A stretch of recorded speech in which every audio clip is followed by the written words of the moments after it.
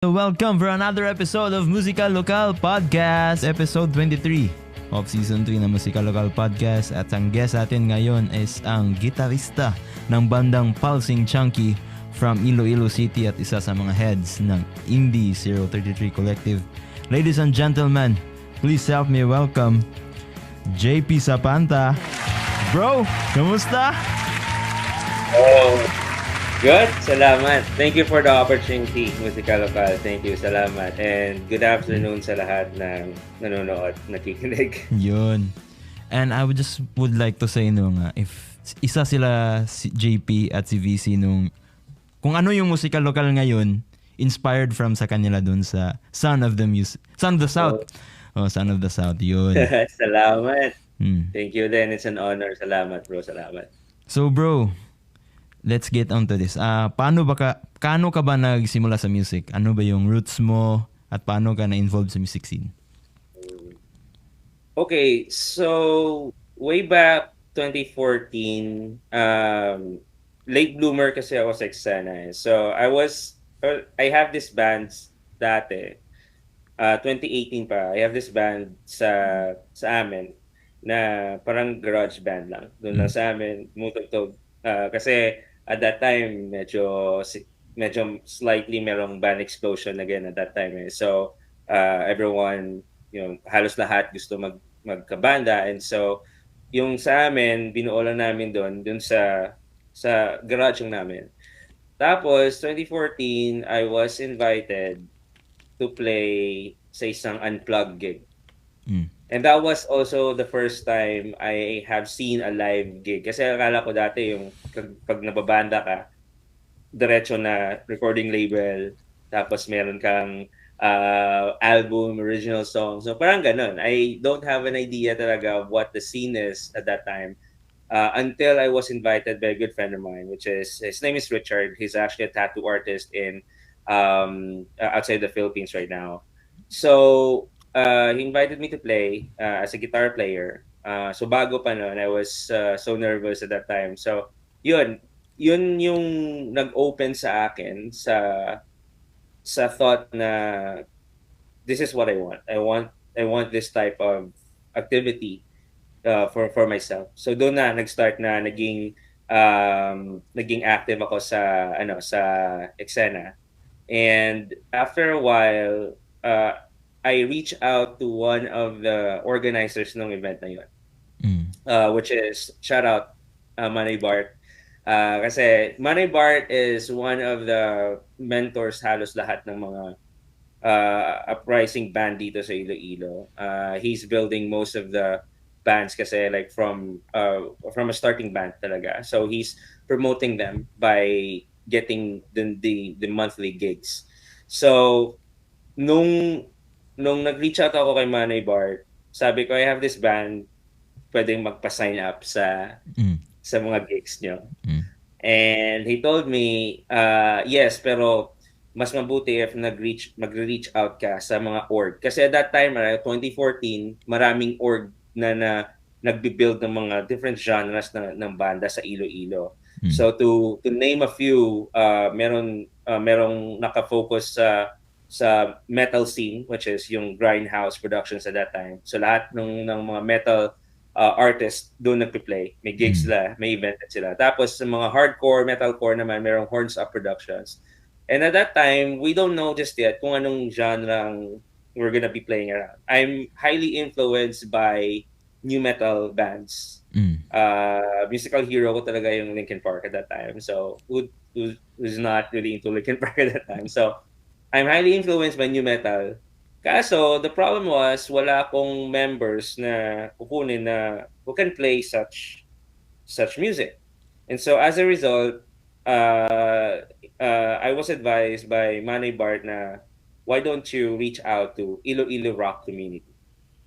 So, Iloilo Rock Community is a collective of different artists in different universities at that time. So may mga banda din, doon ko nakilala yung si Marky, yung bassist ng banda ko ngayon, which is Pulsing Chunky. Si Pablo, yung vocalist ng Pulsing Chunky. The Pulsing Chunky themselves, doon ko nakilala. So I was an outsider kasi at that time, I'm no longer at school. I'm already working na. So when I was invited in, I just pushed myself, Mm. literally pushed myself to be at that scene. And luckily, these gentlemen, kasi si Pablo, yung vocalist namin sa Pulse ngayon, he was also one of the parang head ng org. Mm. So, he welcomed us as well. Well, ako, kasi wala akong members at that time eh. I was just playing in a garage band. So, I'm not part of any university at all. So, I think to myself na outsider ako. So, I pushed myself to be on that prod. Nung in-accept ako ni Pablo, there was series of gigs na that's happening for the scene. So I need to build my own band at that time. So kinuha ko yung mga kabanda ko dati sa, sa doon sa barangay namin Mm. ngayon. And luckily the members that I got, good friends of mine, are playing new metal songs then. Oh. They love listening to new metal. So the first band that I got in, tapos nagplay kami live gig was with a band called Dead Trigger. So we were playing cover songs ng Slapshot. Mm. We're playing cover songs ng Valley of Chrome. So and Hounds then. So at that time, wala like everyone else, everyone wanted to be a guitar player. Mm. At that Oh. year, no, I don't know if anyone can relate to me in that. Halos lahat gusto maging guitar player. And I was a late bloomer. I played guitar probably when I was a fourth year high school student because I'm trying to para mapansin ng crush. So kailangan kong Yun. matuto mag-guitar. And in fairness, no, sa lahat ng nanonood, if you wanted to date your crush, Mm. learn how to play an instrument. Kasi it Yun. pans out Oh. very well. For myself, kasi personally, when I did that, yung ex-girlfriend ko, which is now my wife, Mm. doon yung bonding moments namin. So, anyway, moving on sa, moving back sa eksena. So, yeah, we played a couple of songs from Slap Shop, and this is still the production of IRC, which is the rock community, and at the same time, Money Bart Studio. So, yun, collectively, we formed that band, and as years passed by, kasi yun nga, no one would like to play other instruments than guitar. So, meron kaming drummer at that time, kaso hindi niya kayang pumalo ng parang staff shop. Oh. So, we got a session drummer, which is the guitar player of Pulsing Chunky, si Justine, to play drums for us. Mm. Yun. So, that time, parang halo-halo na. So, no one will sing. Walang kakanta. And I'm not a good singer, pero I have to kasi I wanted to push myself to be in the scene. So, I have to learn how to sing. Mm. Pero at that time, I was also into hip hop. So, and new metal. So, I was rapping na din at the same time. So, yun lang. That was the start of me um playing Sexena. And then as, over the years, nag-evolve na din siya. So my involvement sa scene medyo yung network lumaki na din. And I think as years pass by kasi may mga eras na nagba-band explosion eh. Back Oh. in the 90s, nung sa start yung Eraserheads, Porok Mm. and Edgar, na yung tubigla, and then 2000 nag-blow up yung Greyhounds, Staff Mm. Shop. And then after na mga late 2010, nun nagsimula na yung probably yung mga I think December Avenue. Oh. Yun. Meron yung Kaya Lily and stuff. So parang yung trajectory ng eksena, it evolves over time. And then may part doon sa timeline na medyo nag-die down yung scene.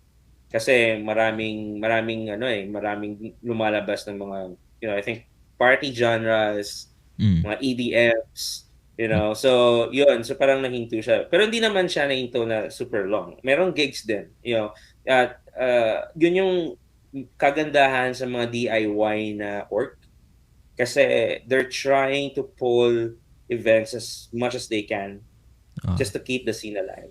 No, so maraming eksena na maraming prod doon na they're still trying to keep up with the culture. And so yun yung si Money Bar is one of them na even despite the fact na he's trying to pull it by himself, pero nakakaya niya kasi maraming support pa din. Yung support system niya is really the bands themselves. To a point na maraming bands, maraming prod na din na naengganyo sa ganong style. And so, yun.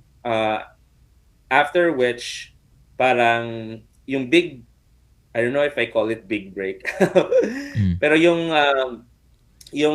parang yung highlight, one of the highlight nung nagbabanda ako is when I was invited to form a band. Five-piece siya to play songs that is outside of our comfort zone. Mm. Pero one of our favorites na genre. So I was invited to play to form a band with these five folks, these five talented gentlemen that I'm really a fan of. So I was invited there. Ang goal is to create or to play kamikaze songs, Mm. to play fast songs. And I was amazed because outside sa new metal, trip ko din yung mga ganong genre. And so nung na-invite ako doon, whenever we were trying to pull a name for the band, but for some reason, magically it just came to us na may mga tawag dito, I forgot, yung may mga term na palagi nating ginagamit, as our daily conversation with people. Mm. So at that time, parang out of the blue, I don't know if the other members can speak to this, pero as far as I can remember, when we are creating the name, parang ano siya, parang out of parang it came naturally. Ah. So the band was Shoreball. Mm. So Shoreball was formed at that time. So parang doon na nag-start na, if you call it highlight reel at that very moment Mm. for me. Yun kasi the history of the band was, and I don't know if VC's watching, if I can speak for the history of the band. So nung nabuo yung Shoreball at that time, we thought it was the first and last gig. Mm. We thought it was the first and last gig because we're trying the chemistry of five different people and five different bands at that time. So we're trying to pull it off. Kaso meron talagang element na parang hindi siya nagbabagay. Ah. We don't know why. For no reason, we don't know why parang hindi siya nagja-jive in. So we thought, the five of us thought, it was just like yung parang side gig, for like one-time gig. Mm. So we thought that was the first and the last gig. And then back to the original bands na kami after that. And then came the year after, parang nag-invite yung Horns Up Productions, which is the production sa Iloilo at that time that builds metalcore and hardcore musicians. They invited us over if we can play as Sureball at that time. So I think it was holiday mash, I think was the name of the event. So parang nag-tease lang na nag-post yung Horns Up Production na we're having a gig, something like this. Parang nag-tease lang sa comment section na so tara, gusto niya try one more time na mag-play. Pero at that time, apat na lang kami kasi the other guitar player has his own priorities na at that time. So apat na lang kami nabuo. And then we decided to let's give it another try. I think that was 2015 or 2016 if I'm not mistaken. And when we jammed, dun nabuo yung mga first songs ng Sureball at that time. Paano ba kayo nagka-decide bro sa genre ng Sureball? From kamikaze That, to metalcore. that's a good question. Actually, hindi pa metalcore siya. Mm. Parang ano lang, tawag pa nga dati namin doon eh, happy rock na genre. Mm. Kasi we just wanted to play something na we can freely be ourselves, na bahala na, we just wanted to mosh, or we parang gusto na namin masayang tugtugan lang. Oh. Hindi pa metalcore yung Genre. ingredient Mm. na Oh. ibigay namin. Pero may mga original songs. I mean, like we have a couple of songs na we started playing, Mm. and I think at one point in time na record siya namin then, pero mga unreleased na songs na yun, Mhm. di na yun napunta sa original lineup ng Sureball ngayon. So at that time, we did not decide na ito yung genre natin. Mm. We just wanted to play things na what we think we're comfortable of Oh. collectively as the band. So parang lumabas na sa naturally na meron siyang mix of punk na hardcore na Mm. may pagka new metal. Mm. Halo-halo na kasi yun yung mga influences ng members. So yun, we were playing a couple of songs, and then we thought na it can work. Pwede pala. Mm. So fast forward, we started creating our own music. May mga band member change na din in time. And then come 2016, Oh. if my memory serves me right, that was the first time we released our first full-length album, which is Mm. Attack Mode. And I can say na that was one of the surreal moment for myself. Kasi who would have thought na someone who was an outsider sa eksena Mm. can be part of this group and even have their own full-length album. It's a dream for someone as a musician to have a full-length Oh, album. bro. Oh. And then it was released on Spotify pa. It's like, Oh. man, it was surreal. And and Mm. and and that and ang kagandahan doon kasi yung album na yon DIY siya. Like Kayo lang yung halos lahat, nag-record. Mm. yeah, we shell out money for it, out of pocket talaga. Lahat, distribution ng CDs, wala Mm. kaming we asked for some help siguro with friends. Pero when it was recorded sa Backbones recording, shout out kay Jairo. He's our engineer that time sa Bacolod. Ah. DIY lahat, like lahat ng from CDs, events. Mm. We asked for sponsors dun sa event itself, yung album launch na mismo. Pero at that time parang walang, mahirap kasi hanap yung support system sa mga the bands outside of Manila. Mm. We have that's the reality we have to face. Up until now, I think we're still feeling the selective kumbaga kung merong grid yung eksena, most of it is really from Manila or Cebu. Mm. No, although may mga active scenes din sa locals, even siguro sa Cagayan, Oh. hirap din mag-build ng ganong platform. So dito rin same din. So we had to shell out our own money Mm. for recording, and so we were able to release it. Mm. Fast forward 2018, sadly, I need to disengage from Surbol because of priorities. Kasi my family is growing larger, and then at the same time, I have at some point siguro it was also a good call. It was a good call then kasi at that time I got promoted sa work. Mm. So I have more responsibilities now.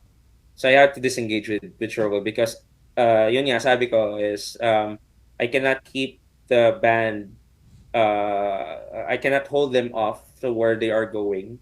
Full scale like full blast sila na okay, we need to do this. May mga plans na si yung banda for the next coming months for releasing a lot of songs. And I cannot make up for it. And and to be honest, even sa recording itself, I cannot even attend recordings na.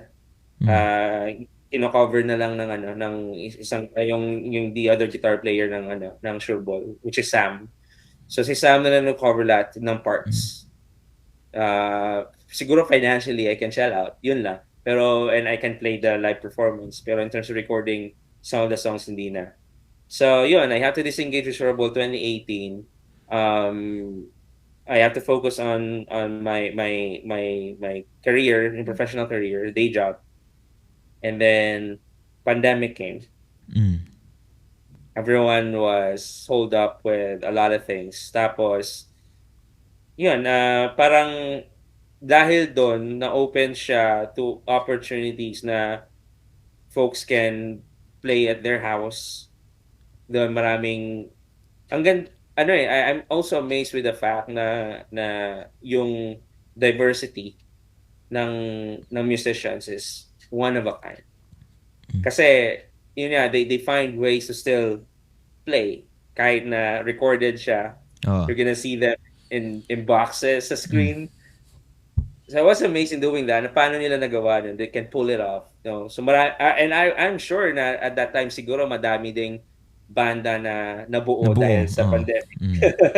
No, kasi you have the time, you have the luxury to create music on your own sa bahay niyo. And then came 2022. Yun na, came 2022. Um I was invited to play in this band na I'm a fan since 2014. Oh. So I was invited to play with them kasi comeback gig nila after 5 years of a hiatus. So comeback gig. So we had to make it worthwhile. And fan ako since 2014. Mm. So with that shadow when the vocalist messaged me na if I can play, walang split second. Yes, Mm. go. I can do that. So we played. I think that was April of 2022 when we played collectively, and then right there and then we knew that there is something that we need to do. So after that, we decided to really make it a serious note na. Kasi at that time, parang we as band members, parang gusto lang namin tumugtog sa mga gigs and stuff.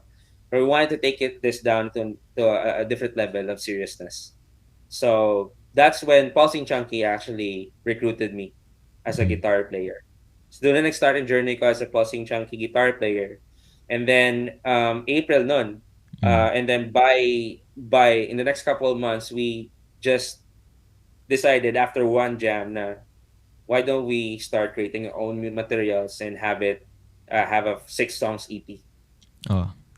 Yun And yung by August, EP, ano ba tawag? Epithermal State of Mind?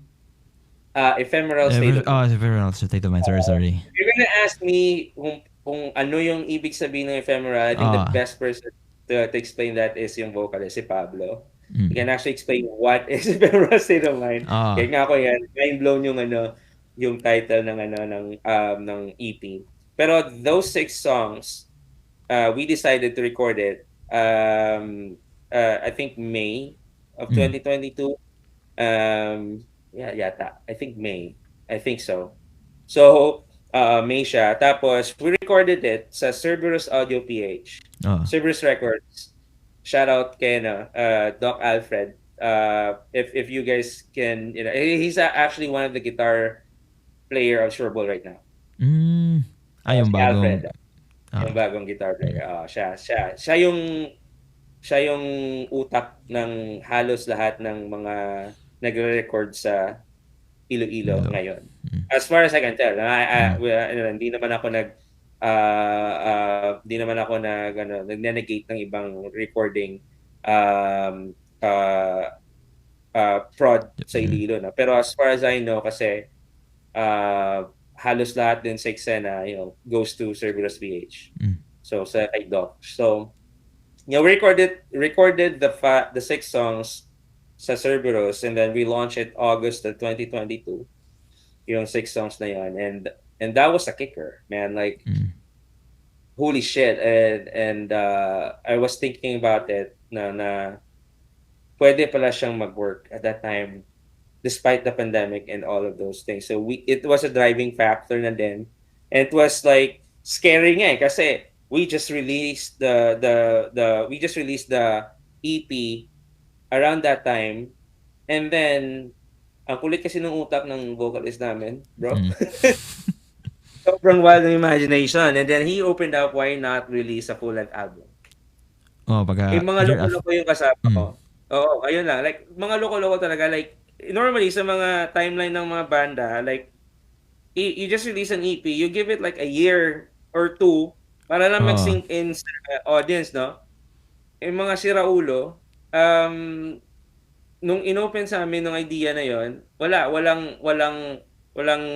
walang second thoughts, walang pause, sabi nila go. So Mm. like, teka, we just released an EP and then 2022 and then by next year mag-release na naman tayo full length na 11 songs. Oo. So sabi ko, wow, it was good at the same time scary kasi yun nga lahat ng ano namin, lahat ng materials namin, all of it are it all came out from our pockets din. DIY lahat. So, you have to think financially din kung capable kami mag-release. Yes. Oo. Kasi di biro yung di biro yung recording bro, like you have to really shell out a lot of money for that. Mm. So yun, but everyone decided to go for it and sige, go. So, yun last year, it was a year in the making na album. Like 11 songs, all written by our vocalists. And all I think the brains of the album is it came from Pablo. Mm. So lahat talaga ng Pablo mga talented, no? Like, so, so yun, that was the birth of Thought You'd Never Ask. Mm. We recently released last year December. Oo. And then fast forward, yun nga, I've been active sa eksena and then I don't want to step back. I don't want to say tigil na muna. Mm. Kasi ang ganda ng ano ang ganda ng experience eh. For some siguro would think na gastos, would think na waste of time, pagod, tapos hindi ka naman binabayaran. Well, that's the truth. Man, like hindi naman siya ganun ka-easy eh. Like, you just have to wait for your time before you get to be on a higher platform. But everything starts from scratch talaga na kailangan mo talaga siyang pagpaguran, gastusan, and all. So, the being in the scene is one of the most fulfilling siguro na factor sa for me personally. And I don't wanna step back for that. So, yun, that was my entire journey siguro for sa scene up Oh. until now still active pa din. And I'm happy. Yun. So sa Pulsing Bro, nag-release na kayo ng isang EP at isang album. Ano naman yung writing process niyo? Sino ba yung nagsisimula gumawa ng Yun. kanta? Oo. Oo, si Pablo lahat. Mm. Like, kami, kasi may mga yun nga, sabi ko, may mga day jobs kami. Very, very tight yung schedules. Most of the time. Especially na nandun ka sa corporate world. Oo. Hirap eh. Kasi yung iba tulog, ikaw gising. It's the other way around para sa iyo eh. So, and you have to sustain your day to day at the same time. Kasi yun, I have kids. Mm. So kailangan kong sunduin may mga errands sa family. So we have to really pull it together. But Pablo was very optimistic that we can pull it off. Mm. So I think the writing process, it all starts from him. Um, uh, he will lock himself sa kwarto niya for about a month siguro. I think that was as far as I can remember. He just writes songs. Those 11 songs was written like in a span of a month or so. Kompleto na. When he laid it out to us, parang pinifeed na lang kami. Oo. So when he laid it out to us, meron ng structure yung song, may this is how it should go, yung concept, yung rhythm section buo na, may idea na siya how the drums would play out, and then we'll practice it. Sa jam na mismo lumalabas yung collective ideas ng lahat, like kasi sa aming lima outside kay Pablo, yung drummer namin si Raymond. Mm. Now he's kumbaga he's well inclined sa mga technicals especially on drums. Yun yung nagustuhan ko sa drummer namin kasi ano uh pwede siya maging technical in the sense na kailangan nakametro sa lahat and then kailangan mag-sync siya and what is a good drum pattern na kailangan niyang lagyan ang song. So nagiging nabubuo yung kanta if we are in just one room trying to shell out the the ideas. Pero laking tulong ng prod talaga ng producer Mm. sa recording kasi may mga ideas kasi yun yung kagandahan sa Cerberus kay Mm. Doc kasi pag nilayout mo yung tracks mo, nilayout mo yung tracks mo, um, nilalagyan niya ng ibang elements. Mm. He's teaching us na okay at the same time na apart from recording it, he's also teaching us na ito yung magandang lagay dyan. So parang may mentorship part na din siya at the same time na mas mabuti kung ganito gawin, like mabuti pag ganito yung lalagay dito. So um it's a box of ideas na ina-uncover namin when we are actually in the studio itself. Iba yung natutulong ng sa studio ka. When you're in the studio itself, a lot of ideas are coming into play. And then most especially na you're in a room with talented people, there's gonna be a possibility talaga na you're gonna create a different kind of sound. So everything else, like the foundation of the songs are already being built by Pablo when it's actually being brought to the studio for it to be recorded, Mm. the other elements come into play. So doon ko na rin yung naaral yung mga doon ko na rin yung na parang na-observe and at the same time knowledge unlocked din para sa akin Oh. na they can add synths in the songs, we can add background music in the songs that we can actually utilize na din live at para magiging maganda yung tunog. Mm. So that's really in a nutshell yun yung writing process namin. Like doon nagsisimula lahat and then we'll just play it live whenever it's available to be played. Sa EP naman at sa album, bro, with a span of 1 year, ano ba yung difference, ano ba yung inad nyo sa album na hindi nyo inad na elements doon sa EP? Good question. Yung EP kasi it was an experimental moment for us. Kasi um yung roots talaga ng pulsing, they're back in the day nung hindi pa ako kasali, they're pop punk band. Oh. Prior to the EP, prior to the album, meron na silang 3 songs that was already recorded. Mm. And it's available in Spotify then. Those 3 songs, apat lang sila at that time. And you can hear the influences talaga. Parang very distinct yung sound na okay, this is the influence. The difference sa EP is that this is the experimental stage where we have to veer our way at some point sa nakauguli ang format ng pop punk pero not totally outside of it. Kasi if you notice nung sa EP namin, meron that was also the first time na nag-experiment si Pabs na kumanta ng Tagalog. Mm. Sabi nga niya, he's not well versed in Tagalog songs.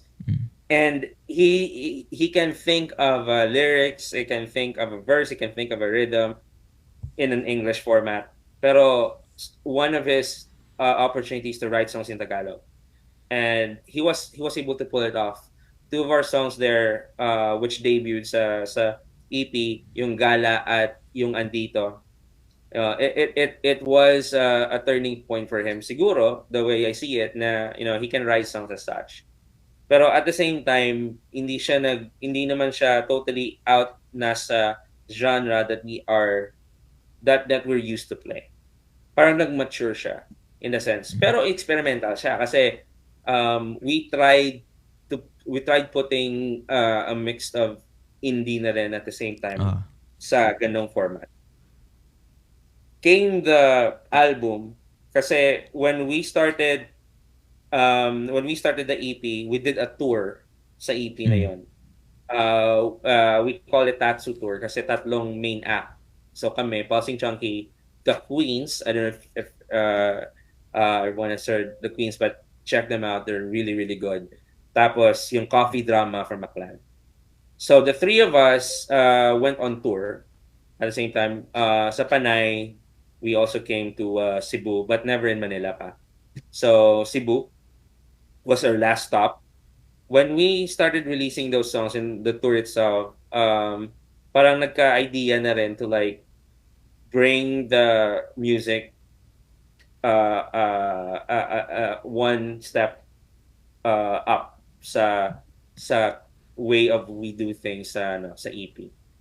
So nag outside sa maturity ng songs, I think influences din na pinapakinggan kasi where else you can actually pull off those kind of ma-format mo yung complete songs other than listening to songs na this is out of the ordinary. And this is something I have to say, and probably some might hate me in saying this. But in context naman, disclaimer lang, hindi naman ako hater ng Mm. ganitong format or whatever because we all came from this.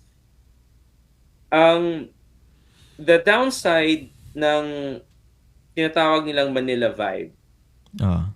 is that when a band explodes sa Manila, everyone wanted to sound the same. Ah. Everyone wanted to be like, you know. Ah. So at that time, we learned na when Four of Spades, kasi sa moment ng Four of Spades, nag-band explosion din eh. Ah. When Four of Spades came into the spotlight, everyone wanted to sound like Four of Spades. Everyone want to be influenced by Four of Spades, and this is my personal view. All right, and like I said, no, meron views din ng iba, pero everyone wanted to be on that Manila vibe. Mm. So the way we see it differently. We want it to be. We need to have our distinct style,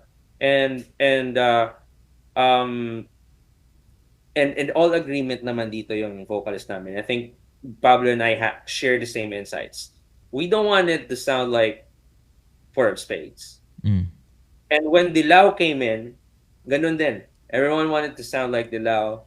Lola More. Amor, right, Sankis Lola. And I'm not trying to say na I'm not a super well-known musician naman. This is just my opinion. Pero yun nga, everyone wanted to sound like that. And it's not bad. It's not Mm. bad. It's in fact, if that brings you good, then keep on doing it. It's still music at the end of the day. Pero there's just a lot of things, there are a lot of bands na magagaling na hindi lang nabibigyan ng ganung focus kasi yun nga, it goes back to the Manila vibes that they're saying na this is how the Manila band sounds. So, dito tayo. Mm. Like, ang daming, I can name a few na banda na they are really different from other from other genres then. And then it's like, magaling sila, but why they're not being pushed through? Kasi yun nga, I mean, that's the problem in the scene kasi um, kung wala kang support system talaga, when you do it on your own, one point in time, mababurnout ka eh. Oh.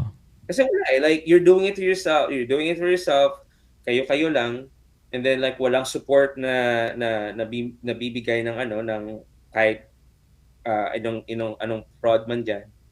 So at the end of the day, you're gonna burn out yourself, and then like yun doon na yung turning point ng mga banda din na okay, let's just stop this kasi parang hindi na siya nagiging productive para sa atin in other aspect. Yun. So yun lang yung nahihiyangan namin. And that's when the idea of the full-length album na we don't want to sound like the other guys. Mm. Pero we wanted to have that distinct sound.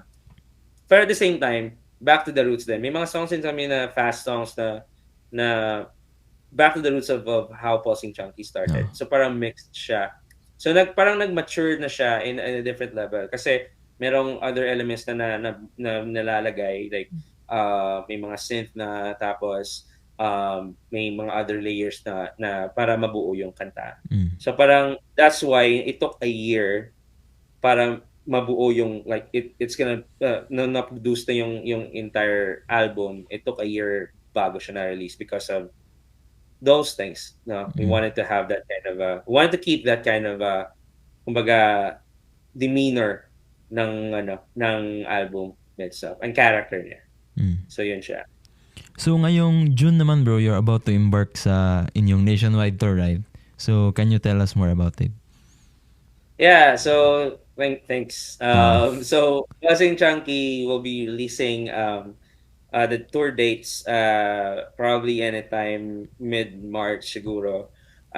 So this is already planned since last year. So the tour is Thought You Never Asked is the tour of our album.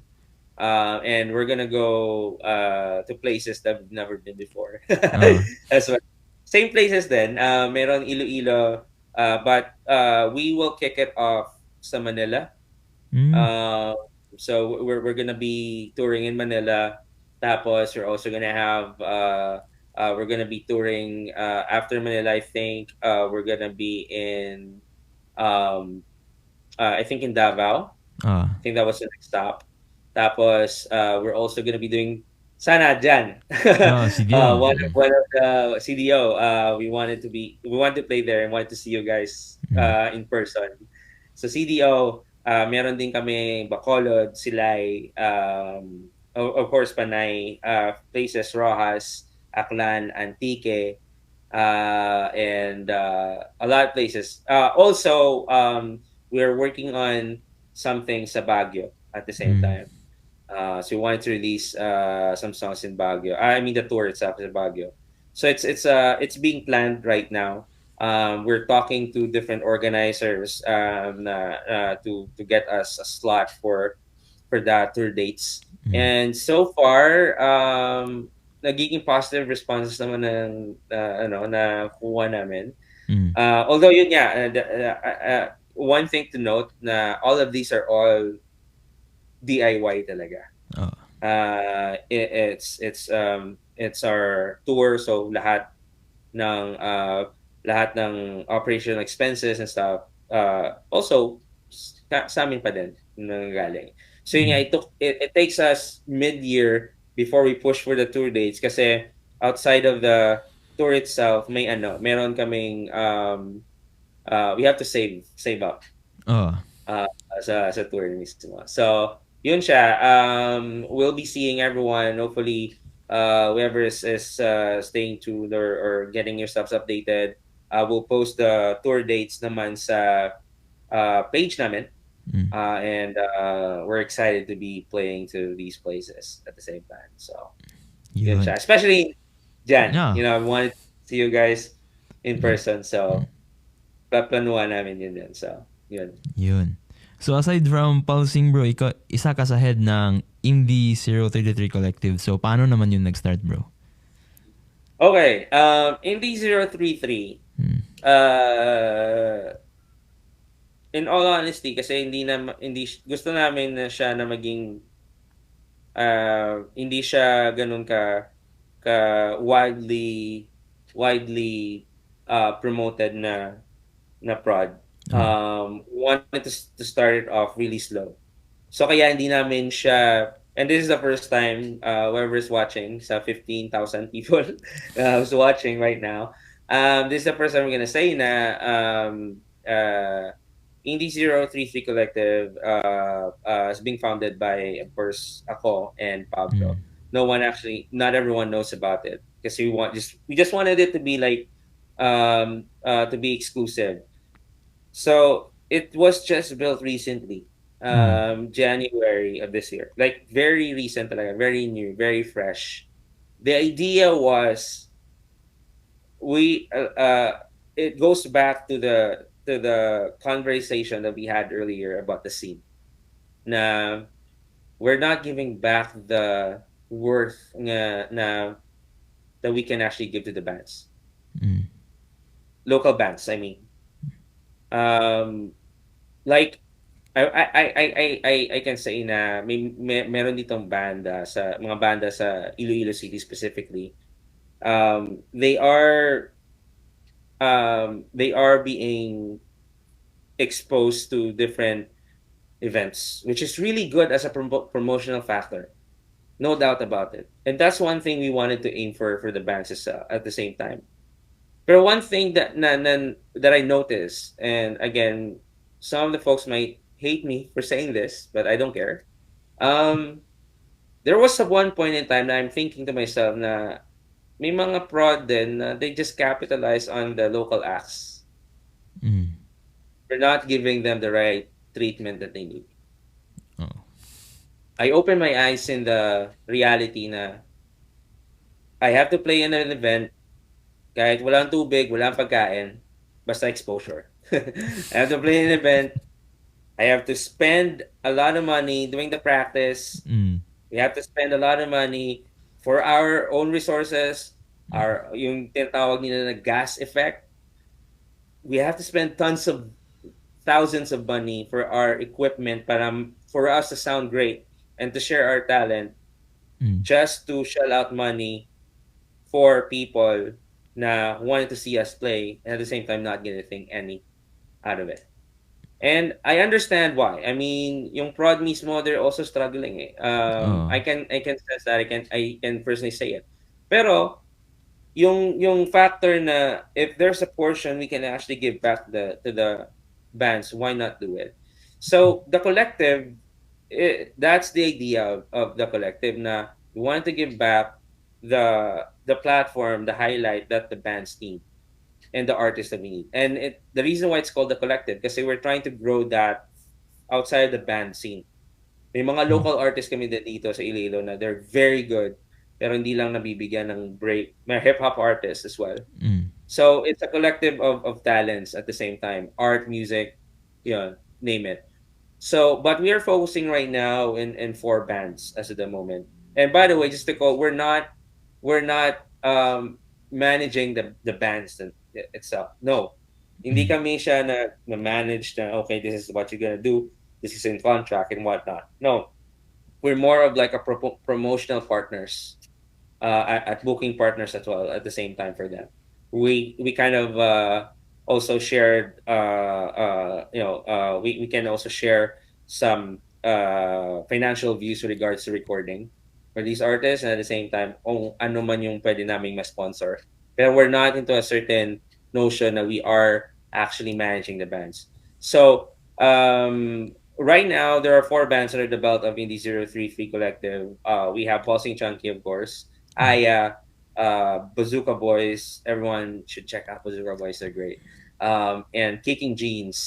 So these four bands right now under the belt of Indie Collective. Hindi siya again directly managed by us. We're just there to promote their music.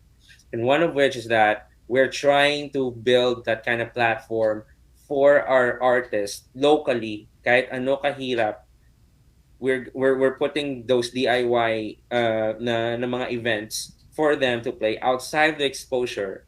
They're being treated right. Na and eventually if they're in the near future kung merong funds na yung collective, then we can start playing around with how does Manila do it, right? Mm. If they're gonna be inviting bands to play, how is Manila doing it? Like meron bang ano yung setup ng promotional professional piece and stuff, or is it something we can make a deal out of it? So eventually that's where we're gonna be heading. For us at this time, outside of the promotional factor, we're giving them the right treatment na kailangan nila. At the very least, we can give bands that kind of treatment na they have food to eat even before the gig starts. They're being placed on a very nice place event gigs. Mm. So they're really being welcomed accordingly. So yun lang. I mean, kasi na-experience namin like in our phase na wala. I mean, this is we're invited to play pero like even the organizers will not say hi to us. Mm. Merong experience na ganun. Like, I don't want to name whatever that is. Pero like, we're invited to play. Not Pausing Chunky is one of my bands. Um, one of my bands as well. No? We're invited to play and then we played. Pero parang like, after that, wala. No one saying hi. No one saying like, okay, you're good. Kailangan mo ng tubig. Stuff like that. Mm.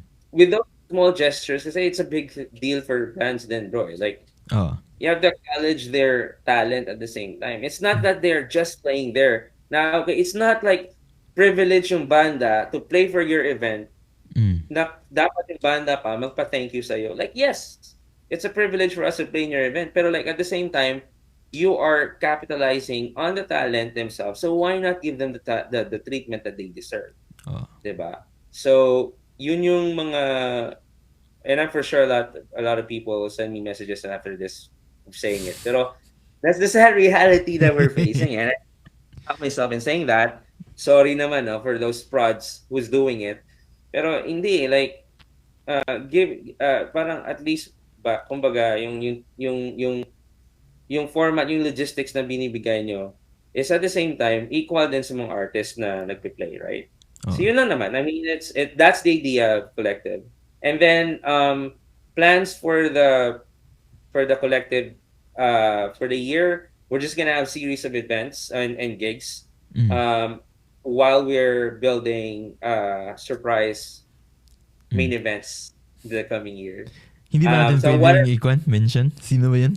pwede na, pwede na. Ah, sige, Pwede pwede na, naman. pwede na. Pwede naman eh. Okay lang ba? Okay lang ba i-plug, bro? Oh, okay. Big fan na Sige. ako nun eh. Talaga. Oo.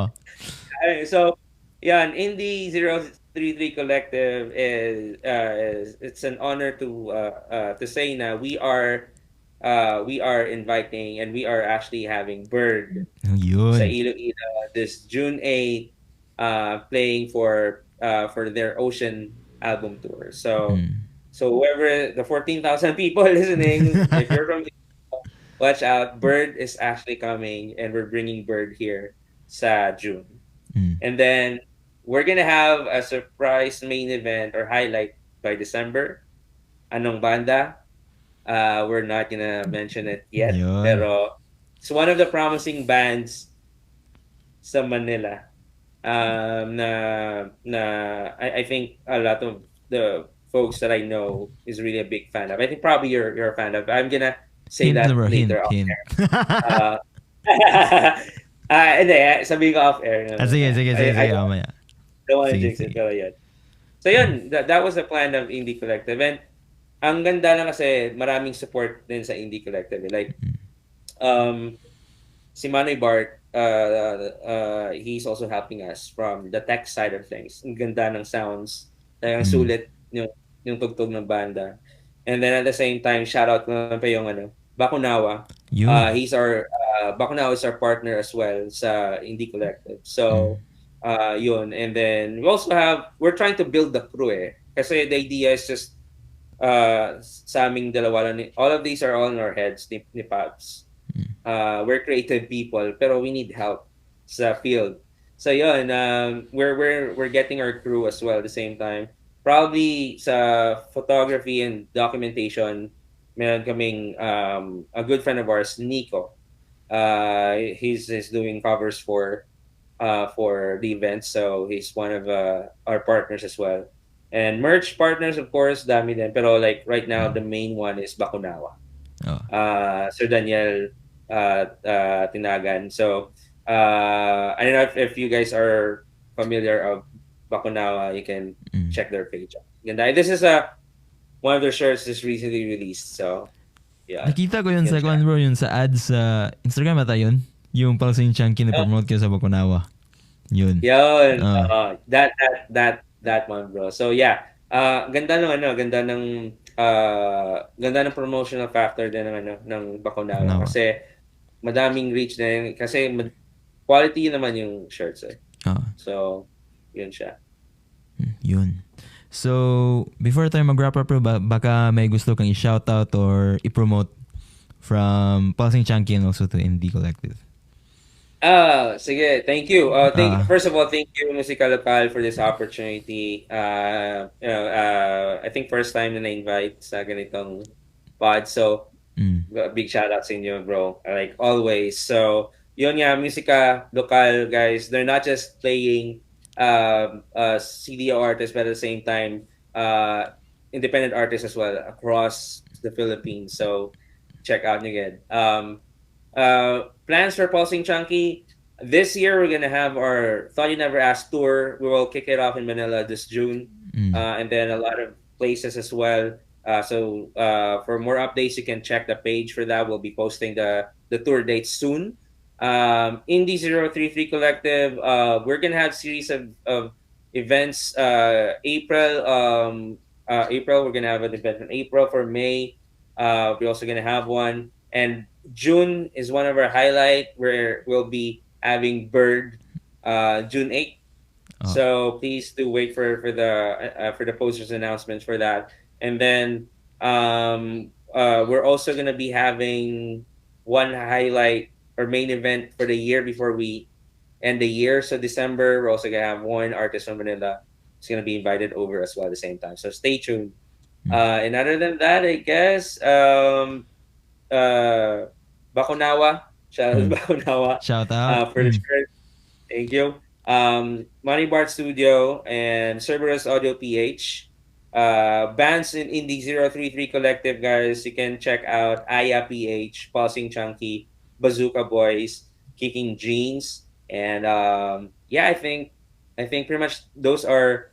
Oh yeah, media partner Nico as well. So you Mm. can check out Nico at the same time. He's gonna be part of the collective as well. And yeah, Doc Alfred of Cerberus Audio PH. So thank you so much. Yeah. Yung merch nyo naman bro sa Pulsing Chunky, for example, may gusto mag-purchase. Sino ba yung pwede na Oh ma-contact yeah. or saan nila pwede makuha yung merch? Sorry sa mga brothers ko sa Pulse. Mm. I always forget to say na meron merch. Oh, fan uh, ako nung one bro, yung Iloilo pa punk ba yun? Itong isa sa music video nyo. Ang oh, ganda nun, man. salamat, Mm. salamat. Yeah, meron kaming merch na Pulsing Chunky shirts. You can check it out sa page namin. Meron siyang dalawang variants. Growing Out of Myself, yung Chris Lacao na design at our collaboration with Bakunawa. Mm. It's the Brevity shirt. It's available sa page. You can message the page for pre-orders kasi ubos na yung yung pre-orders naka-release na kami. So, meron siyang DM na sa page for pre-orders or whoever wanted to cop one out, just shoot us a message. Mm. Yun. So yun. So ladies and gentlemen, JP Zapanta of Indie 033 Collective and Pulsing Chunky. Bro, maraming salamat sa time mo, bro. And also guys, Salamat don't forget to stream ang kanilang mga songs ready and available na sa mga music streaming platforms. So this has Thank been you. your host, Alfie. Bro, salamat talaga sa time mo. And yes, Thank you. kita-kits na naman tayo sa susunod na episode ng Musika Lokal Podcast. Goodbye and God bless.